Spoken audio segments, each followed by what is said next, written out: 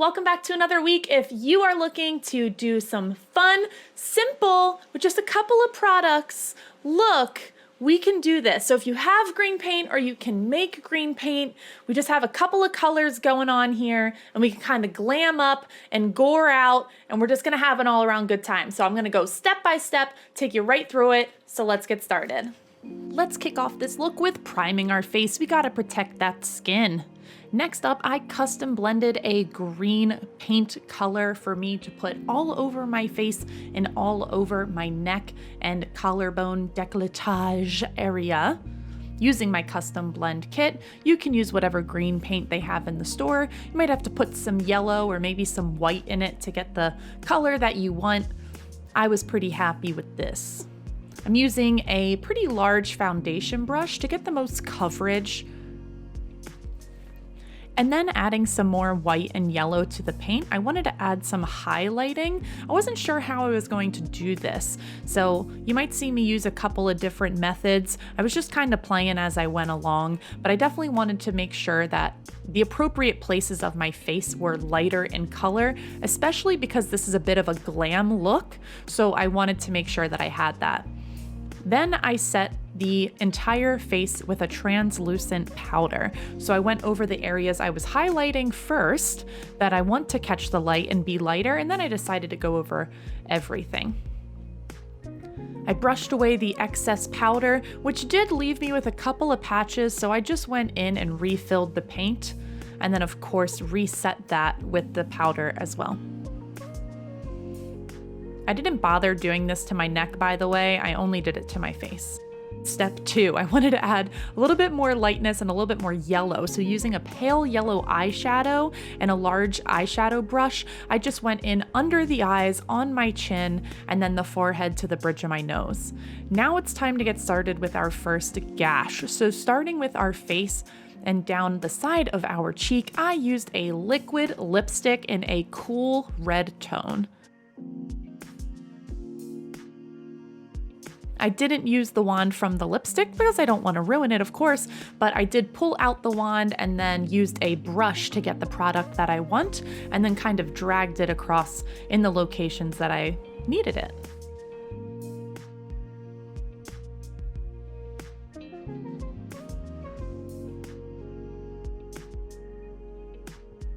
Then using a liquid black eyeliner, I went in and added a line on one side of the gash to just add some depth and some shading.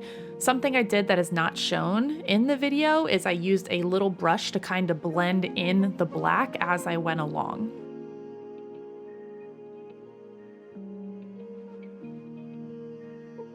Then using a small detail brush, if you have it, I used one from a watercolor set that I have, using some white paint and just bringing in some lines across these gashes. Now, I really liked adding some curvature to these lines rather than them just being straight lines. I think that helps with the 3D effect that the thread or whatever is covering these gashes is kind of protruding out. And so we're going to start to add some shading to kind of help that effect manifest. The first thing that we're going to do is add these pinpoints, these black dots across the entire look to add the depth that the string or the thread is inserting itself into the skin. Next, I want to add some ridges to the gash itself along the sides of the gashes. So just with I actually used a dark green eyeshadow, but you could use gray or black, and a small detail brush. I just went about, I don't know, a couple of millimeters on each side of the gash to just kind of outline it and then bring that shading down and pulling it down and out to give the illusion that the skin is rising towards the gash, almost like it's inflamed.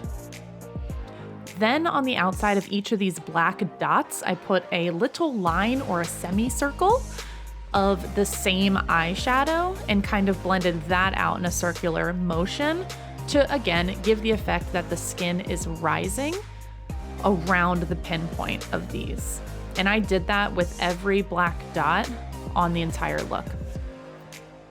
The first time I did it, I blended it out for shading, and then I went back in and added more depth with like a more concise line. Nothing has to be really perfect, and blending is your friend, so don't worry about if anything feels weird or you have to go over it a couple of times. It's all about layering.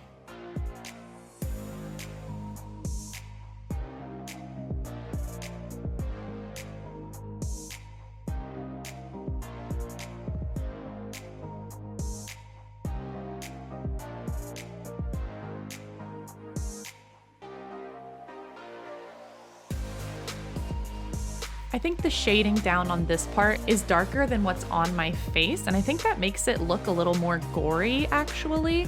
The real reason is that I can't be as delicate in this hand positioning. I'm not as expert yet of painting my body and my shoulders, so it's all a little awkward and the placement is weird, so I kind of relied on the blending. But that's something that you could incorporate into the face as well. You can really have as much control as you would like into how much gore you would like.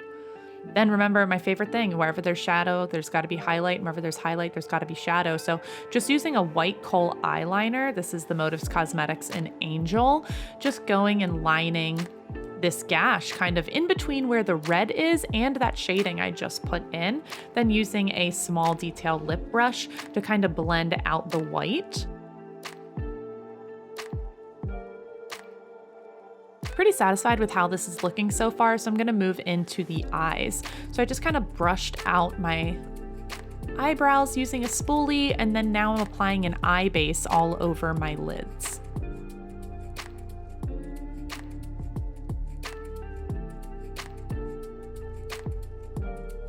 Next, to do the brows, I'm just using a black kohl eyeliner, because we want these eyebrows to pop pretty dramatically, so I'm just going in straight with black, lining, filling in, and then pulling through. Then using the same black eyeliner, drawing in my cut crease. So keeping my eye open, because that's where I want the cut crease to begin. Doing that on both eyes, and then setting it with black powder, and really trying to create a gradient from there to the brow bone, and then defining a more deep black at the cut crease again. On the eye base on the lid, I put a yellow eyeshadow, just a very pale yellow, and then to highlight the brow bone, I used the same white eyeliner there and in the inner corner of the eyes to brighten it up. To glam out this foxy cat eye, I am using my liquid black liner to draw out my wings.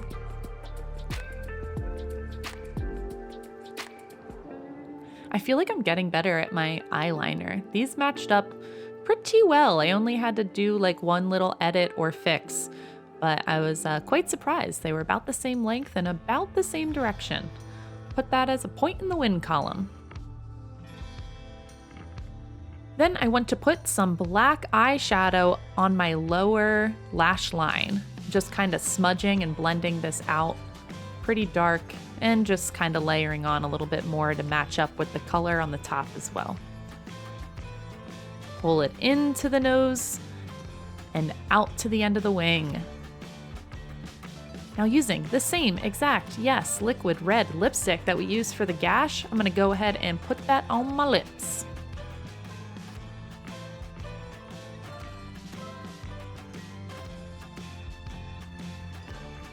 This is my favorite liquid lipstick in Scandalous. A nice cool red for fall and winter. And I, gasp, put some falsies on for this look. We're gonna take the hair down and our final look.